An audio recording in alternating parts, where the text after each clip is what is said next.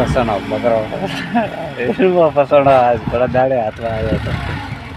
36-30 ભાગ્યો છે મોટો પણ એવો એની હાલત થઈ ગઈ તો ખાલી નોર્મલ ભરેલો પાછા તો ખાલી એક થઈ ગઈ હાલત ચાલે મિત્રો તો ટોલાવાળાની હાલત કેવી છે